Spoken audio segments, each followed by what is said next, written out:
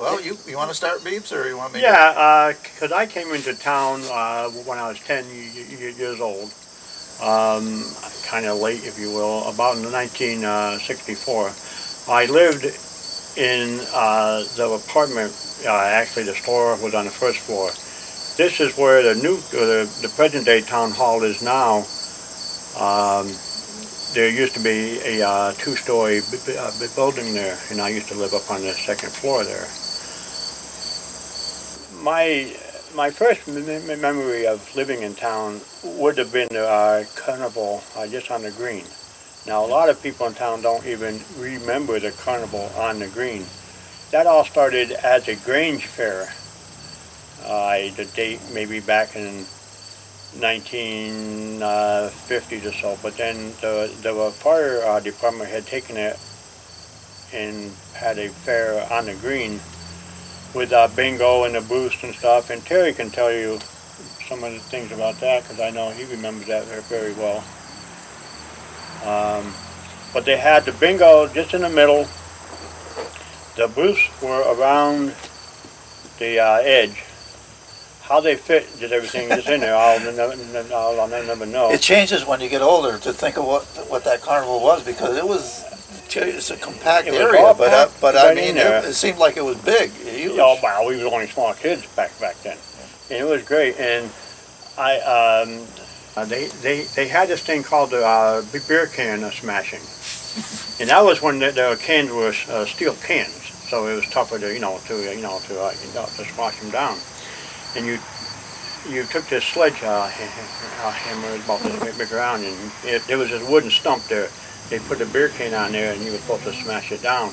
And it was a slotted thing, and if the can fit through there, what did you win, Terry? Well, it didn't really matter how old you were. You won a cigar. So if you were 5 years, if you were 5 years old, smoking, if you were 5 years old and physically fit, you could walk away with a cigar. Back in the dumb days. Louis Belivin. That was Louis Belivin's beer can. And it was over by the phone booth by the end, and step right up.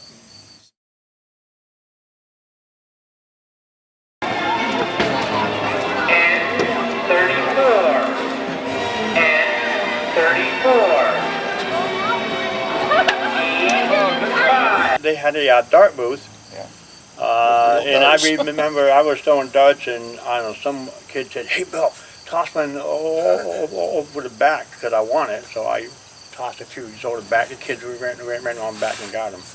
I don't know, somebody I don't even know him, but and I gotta ask you, Terry, because I forget now. Was it? I believe back them days it was the milk bottles. Not the cat, but the milk bottles. They would set up a pyramid, three of them on the bottom, two on the and then the top one. I think if there's 3 or 6 of them, I forget now. Well, it would have been 3, 2, and 1. But I think it was 6. Maybe it was just 8. Anyway, you threw a ball like it was a baseball, wasn't it? Yeah, because it couldn't have been bigger because kids wouldn't have thrown a softball. Right. But they were like heavy, and you had to knock them over. And then you got the prize was the big straw hat. Yeah. If you got a straw hat, that meant you were really good. If you knocked off one of them, you got or 2 of them, you got a lei, as they called them, in plastic, or actually they were paper. Right. And if you knocked off 4, you got a cane. And if you knocked them all off of the little platform, you got a hat. And the canes changed over the years because the first canes were straight. Nice, then they got a curved one. That was a big deal. Yeah. And there was a gentleman. He was probably about 4 years in front of us, and he spent all his money on the ball booth. Yeah. And he'd walk around with a stack of hats just up on his head, leis about yay thick around his neck, and canes used to give him away. And we had to work all 3 nights to get a cane. And that was a big deal too, because when you're about 10 or 12, that was a status. You could work in a booth. Back to them days, they didn't care. They were too busy drinking beer. No, I mean, but that was a fun time. I remember the rides around on the fire truck was a big deal. Oh yeah, that was. Go around at night with an open fire truck. Wow, that was. But I mean, you had to imagine basically the same carnival that used to be up in the town garage parking lot was all down here just on the green, and it was, I don't know, I thought it was a magical time.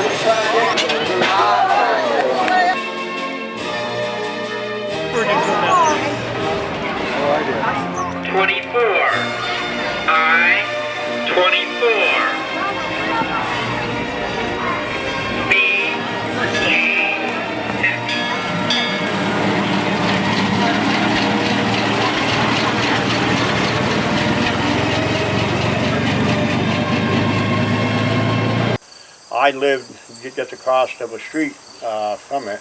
Yeah. And when I moved up here, because I said, oh good, I can go right down the back path to the town green.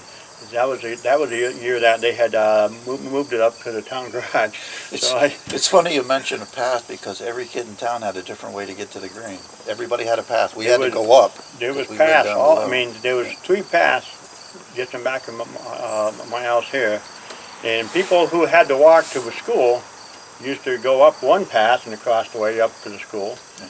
And to get down street, you go the same way. Back then, people didn't care if somebody walked on their back lawn. They didn't care. Yeah. You know, but these days you can't do that stuff like that. Yeah. But I always thought that was a magical time when I was a kid there.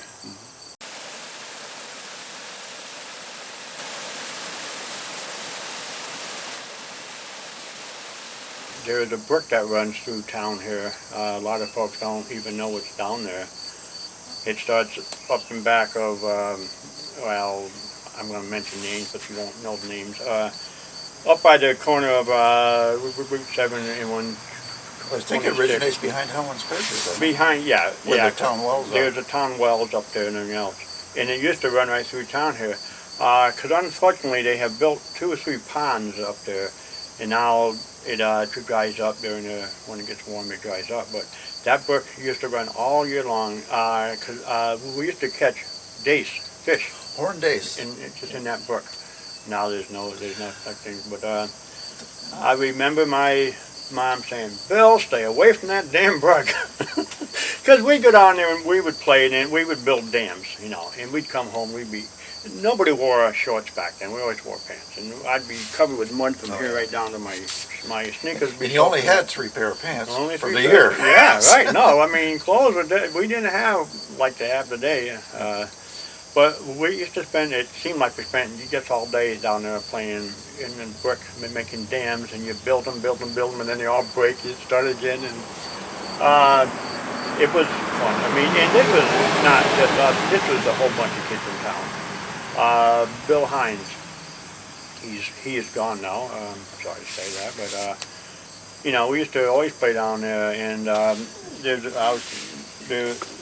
this is a picture of what down below there. This is where it goes underneath the bridge or underneath there. And this is a picture of what I did. It's all full of brush and stuff now, but these are all us kids playing up on there, and we used to crawl through all that. And Terry can tell you something about that. Well, I guess I'll start off where you did. I was, until I was 5, I lived up across from what is now where the Lakeville Journal is. When I was 5, we moved down to the house, which is when you go through the underpass and get on Warren Turnpike, it's on the right, the first house with the stone wall, and they planted trees on the stone wall. But that's where I moved when I was 5, and that was 1956. So I got here, I didn't realize I got here that much prior to you. Yeah, anyway, I was 5 at that point.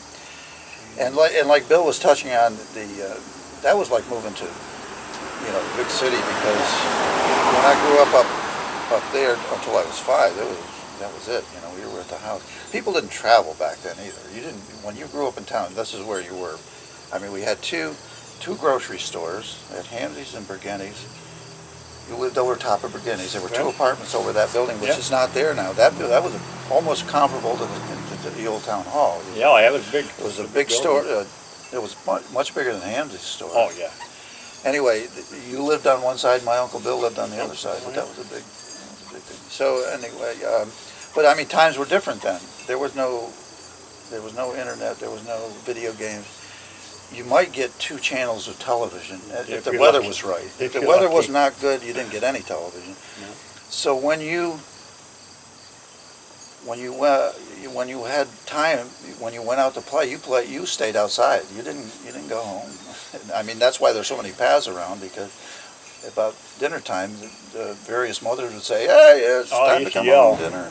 Oh, yeah. Because we were all in the green or down the brook or at the river. And or one thing, somewhere. I just got to say this one thing. And one thing my mom always used to say, when you come home from school, Bill, change into your play clothes. Because you had school clothes and you had play clothes. This day and age, Yeah. I'm sorry to say, I think some of the kids sleep in their clothes and they come to school wearing the same clothes. Yeah. They don't, there's no such thing as dress clothes and the play clothes. It's all the same now. But my mom used to say, change into your play clothes, William. And you mentioned the beer can smashing thing with Louisville Living, and the firemen loved that carnival because they could work the carnival and then go over to the inn and have a cocktail and come back to They work. had cocktails while they were working on the carnival. But I mean, the wheels, when you spun the things, they were 10 cents. Yeah. And if you went to the right booth and got, like Ricky Harmon's dad, Mr. Leon, you even though you were within 2 or 3 numbers, sometimes you'd win. It didn't have to be right on the button. Yeah. But, when you went down to the river to fish, back in those days, the paper plants up in Massachusetts were still running, and when the water would come through the turbines, it would spin it up and stir it up into these foam things that would come out of the powerhouse, and they would be 4 feet high and 6 feet around. And that's where you cast, because that's where the fish were taken under the shade, and you catch the fish under there. Yeah. There was a lot of fish in that There was river. a lot of fish, and there was a lot more fish back then. I remember going there. And just in the springtime, we used to call it when the dam spill is when the river got high in the springtime, and the fish used to come up just on the flat rocks. That's what you used to call them. Up just underneath the Red Bridge now. It used to be what we used to call it as a kid. The Iron Bridge. Right. And then they painted it blue and they called it the Blue Bridge, and now it's the Red Bridge, I guess. I don't know. So anyway, we used to go up there, but when the dam stopped just spilling, these fish all used to get caught just in these pools. So we used to go up there with spears and catch them by hand and everything else, And there was so many fish up there. There used to be a pool where the perch used to go up and just get caught. So we had always called that our perch pool. Yeah. I've been up there in recent years after the dam was built, and there's nothing up on the rocks there now. And I don't know if it's the pike that has got into there and they eat up all the little fish or what, but there's not as many fish up there as Yeah, you were always more of a fisherman than I was, but Yeah. I mean, even I could catch fish back then. Here's a picture I did, because it's all changed now, but, we used to, because if you go by it now, it's all full of brush, and you can't even walk around it, but back in them days, it was all open, and we used to ride our bicycles up there.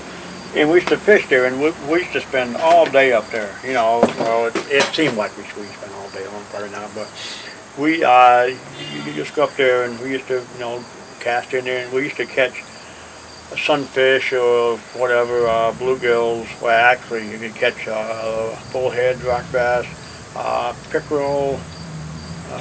It was amazing the different varieties of stuff. So many fish in there.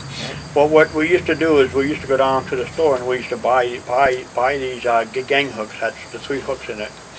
And we used to, and then the first fish we would catch, we'd take our knives and chop them up, and we'd put the meat just on a hook, just on a big old string, and we'd toss it out there, and we used to let it sit there. And just after a while, we would test it, and you would catch these big old snapping turtles. All we did, we just brought them up, said, okay, that's fine, you cut the line, just slip. I mean, we never did nothing to them, because you're going to do nothing, but because it was just a fun of trying to catch them. But I mean, back then, you made up your own entertainment. If there was nothing going on in the green or whatever, we went down to the river. I've got a picture home of Warren and Billy Fitch walking under the underpass with a a stick between them. They're both holding one end of the stick. And in the middle of the stick, there's a 25-pound snapping turtle that they bought out of the river. They took it up to Dick Bergini's because they wanted to see how much it weighed. And this thing locked on. It was live. It locked on to that stick. They took it up, and Bergini weighed it and called it 22 pounds or whatever. So then they brought it back down to the house, and they said, "We're going to cook this turkey because there's 7 different kinds of meat in this turkey or this turtle." So anyway, we got a big pot out on the, we had a fireplace out there outside. We got the water boiling, and Harry Hasbrook, who used to cut meat for Joe Hams, he came down, and he said, "Well, boys," he said, "you got 7 different kinds of meat. There's like chicken in there, and there's like beef, and there's like this and everything." And he said, "One of them's poison." So it's poison. So we threw the turtle away. Well, just let him go free. Okay, forget it. We don't Well, want he wasn't in good shape. No, he wasn't. No, we don't want that.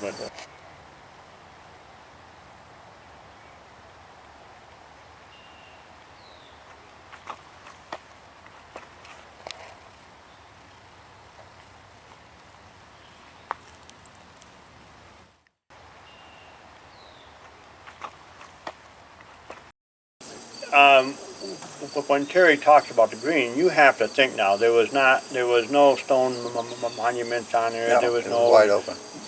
bushes, Except for trees the around it. flagpole. That was There later. was a flagpole, It was later. but most of there was no trees on there, Right. and it wasn't green. I think it was brown because we used to play on it. Well, there was a constantly. center path that had no grass on it because Yeah. that was between Pitcher's Mound and home. Yeah, home plate, and we used to play on it all the time. You know, baseball. Baseball, football, Football. anything you could think of. Yeah. And I remember playing ball out there, and Nellie Rogers was the town clerk back then. She was a little lady that lived with her sister up the road there, and she loved sports, and she would watch us out there, and every once in a while she'd come out of town hall, "Let me take a couple swings." Yeah. But she was And a you know, ticket. you talk about playing baseball. You can talk about the inn there and the porch. You know, just all the glass. Well, windows. the inn, it wasn't back then. It was a family-run business. I mean, the Jensens were there, and they had 4 kids about our ages in here. And Al Jensen he ran the bar, and his wife Joey cooked whenever they needed to have something done.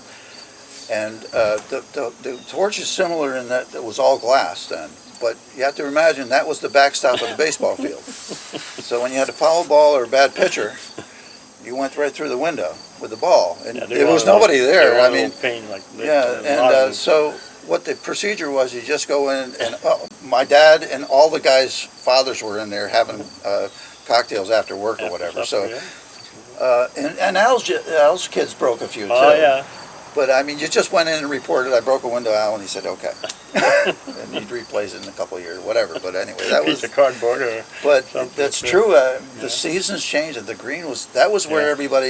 If you weren't doing anything, let's go down the greens. Let's go on there. You know, and something that sticks in my mind too is playing football, and everybody used to let their dogs run loose.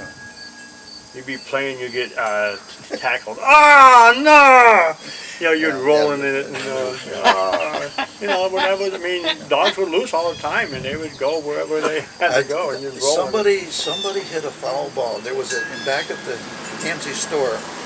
There was a big incinerator, and he would burn all his boxes or whatever.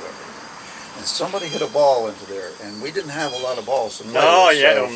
You had somebody got to get the ball. So I don't know who it was. It held me up by my feet, and I went down in that, and there were still coals in there. And I went down to get the ball, and I got cut by a piece of hot glass right in the web here. And I got the ball, and then just, whoa. Blood dripping down. But yeah, stuff like that. Yeah, I mean, like I said, Town Green. I mean, that was the place to go. I mean, that's where we all went to play. Well, this pertains to the band. We'll get a picture of this afterwards. In 1956, the fire department organized a band to march with them in the different, I didn't realize it was parades. 1956. Yeah, it says it in there. You know, and that went on for, I don't know, about 10 years, and Terry knows more about this because I wasn't involved in it, but every kid in town played in it. There was about what, Well, 20, 30 kids there. it shows you back then how many kids, because we were the baby boomer guys. Right. And there were a lot of kids. I mean, if you and I could walk around this block and tell you where everybody lived back then. I mean, that was the Van Dusen house over there. There were kids in there. You go down this way, the Machakis. There were the Pulvers. So there were probably in this picture, you'll see later, whatever. There are probably 30 kids in here, and I can name every one of them. Yeah. And that was Mr. Cummings, the director, and he got frustrated a few times on practice night. I'll tell you that. But there's my sister and Eddie Kircher, and I worked my way up from carrying the banner to the snare drums. That was a big promotion for me. But there's Hazel. I mean, and these weren't all kids of the same age. There's quite an age difference. But I mean, these uniforms were amazing. Oh yeah, I don't know who paid for them. We would go twice a week. We would go all over the place because every town reciprocated on their parade. They wanted everybody had a parade for their carnival. Every town had a carnival, and your fire department was almost destined to go to theirs because they wouldn't go to yours if you know, vice versa. And that was the kickoff of the carnival. Yeah. Event in any town. First night, yeah. And you got to dress up in a uniform. You got to march around the town, and then you got free sandwiches and soda at the end, and you got to ride around in the bus at night. Yeah, at night. So it was a win-win. But yeah, that's amazing. Terry had mentioned the pines, and I'm just going to. After a couple of years, the fire department wanted to do something for the band, so they came up with the picnic down in the pines. And they used to allow all the kids that were just in the band, and the mothers and fathers and the brothers, and they had a big picnic down there. And they used to have the egg toss and the sack races.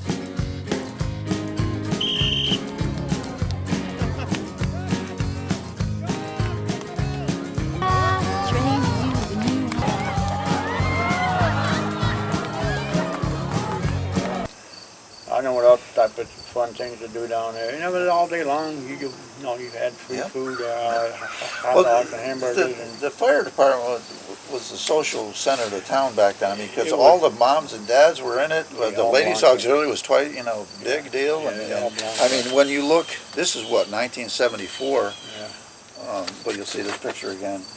I mean, there's probably 45, 50 guys. I mean, here. that was a big thing. It wasn't uncommon to go there after work every day and have a cocktail or something back then. But now it's different. But yeah, those were the days. Back in them days, I did get one brand new bicycle. I begged my mother for so long, she finally bought me one. But most people had, well, Thomas Snyder always had a new bike. But, most kids had old bikes that they took pieces from and built one. A lot of guys, people, you get to sell old bikes. Nobody had brand new ones. And, we always, if we wanted to go someplace, we took our bicycles. There was no, like, Mom, take us here, Mom, take us here. There was no such thing as that. Right. I worked all summer long trying to do something, whatever it was. And I scraped up $10, which is a big number back then. Back then. And Robert Fales lived right next door to where you were back then, in the Brown Barn Cottage or whatever. Yeah. Cliff Fales was there. And he had this bicycle, and he would sell it to me for $10. And I said, well, all right, it wasn't a real fancy bike, but it was a nice bike. And my brother Warren got upset with me over doing something, and he took it down to the bridge and threw it over the bridge into the river. And I had to go down. Yeah, fish it out of the river. I can relate to that too, because I had my brand new bicycle. I used to live down in the building down there, and there was no place to keep it except for in the hallway. Oh yeah, right. You guys, and when the bigger boys in town wanted to go for a bike ride, they used to take my bike, Warren, his brother. Yeah. And they brought it back one time. and the handlebars were broken off. Yeah. Well, sorry, Bill, but we kind of broke your bicycle. Well, thanks, Warren. Yeah, Warren and Billy Billy Fitch were So the I had commanders. taken it down to the garage down there, and I think Les fixed it back up. Yeah. Now speaking of bicycles, we used to race around the town hall. That was before they put on the addition and stuff. It was just a square building.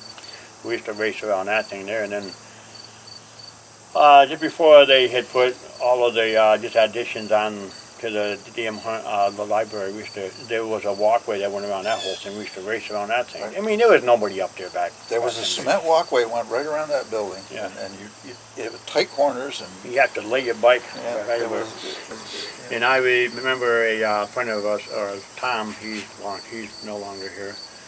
He had a brand new bicycle. I can do this. So he was going around the corner and he laid that thing down. Now what you had to remember is that when you pedal, when you go around the corner, you have to make sure that this pedal's down and this one is up. The inside so that when one, you yeah. lean, it doesn't hit. Well, Tommy he didn't know that. He came down and he leaned and he hit that pedal and he broke his bike. yeah, there were some pretty interesting crashes along the way. Oh yeah.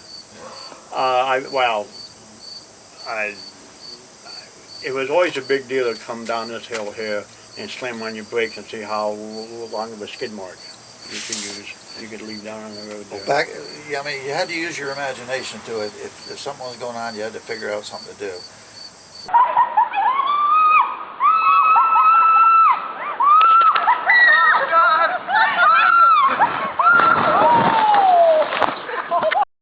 You know, you had to get. Because I remember, when we first moved up from this house, about 1965, I think it was.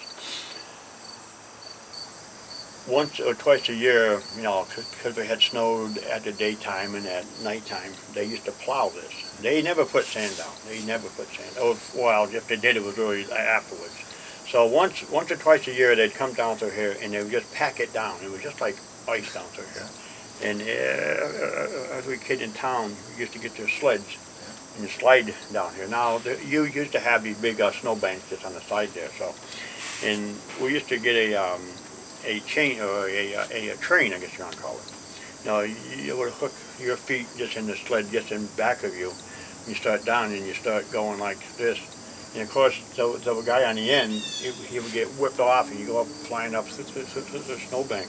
But we used to slide down here just all night long. There was no cars back then. And if there was, there might be a person sitting down just at the base of the hill. But there was no cars back then. So it wasn't like it is now. There's constantly cars, snowstorms and all. Well, there was one night I remember you and I were downtown and across from Jacobs, and your uncle, my cousin, your uncle Alfie German was down there, and there wasn't much going on, and I think he was stuck, wasn't he? Yeah, he was stuck. We had to push him out of a snowbank.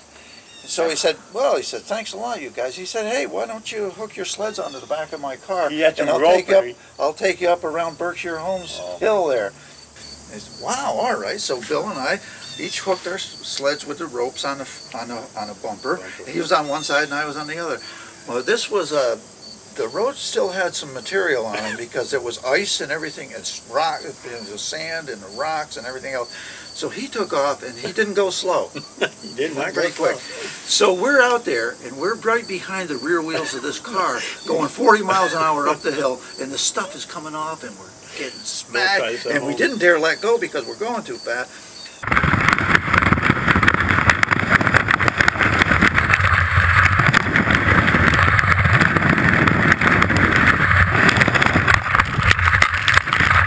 So we got up to the top of the hill and he gets out, he said, how was that? And God, our hands were blood. Boy, that was great. Try that at home. No, I mean, it's something I would not recommend, No, but it's just something we did as kids. But you had to figure that stuff out. You had to figure that out. So that's the last time we did that, wasn't it? I think It was the last time. There was a gravel pit behind Terry's house down on Warren Turnpike, and every once in a while we used to go down there and play. There was a big sand pile down there. It's where the town used to have the sand pile there before they did it up here. And I remember, now this is when you wore blue jeans and you had the turned up cuffs. Everybody had that. So you'd be there jumping off the sand pile, and of course the sand would get all inside your cuffs. So you didn't think of, rolling down your pants and no, you would come home. And my mother used to get so mad because she would roll down my pants and all the sand would fall on the floor. And I remember her saying, "William, you stay away from that sand pile down there." I mean, you just always say that, William. She never called me. When you Bill. knew it was William, you knew it was I hot. was in trouble. And then there was a gentleman by the name of Renshaw who grew berries and fruit in a field that was just below our house. Raspberries, yeah, big old raspberries. And we would go down and sample them occasionally. And he was Had not to very sneak down. fond of us Had to doing sneak that. down in there and do that, yeah. And he got so fed up with us that he fired shotgun over our heads a couple of times.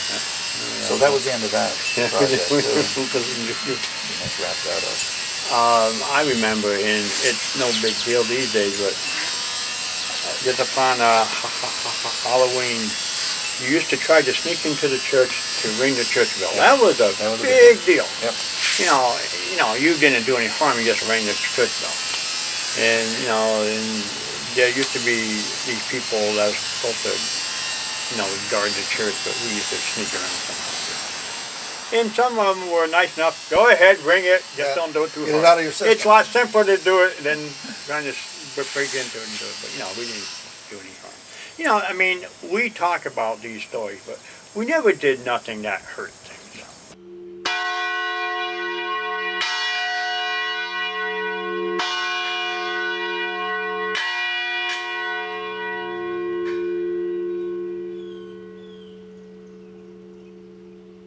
I remember the balsa wood airplanes. Balsa wood airplanes, good. Yeah, you're right there. You had the straight glider with nothing, and then they came out with one with a rubber band on it and wound up the propeller, and that was I think that was about the 59-cent one. Because another small ones were only a dime. There was a bigger next size up was 29 cents, and then the specialty one. And you used to get them. You used to fly them around, and they would last about a day, and then they would break, or the tail would break off or something. But yeah. Remember that? Yeah, right. Good enough. That's all right. Good job, babes. Good job, sir. Thank you, guys.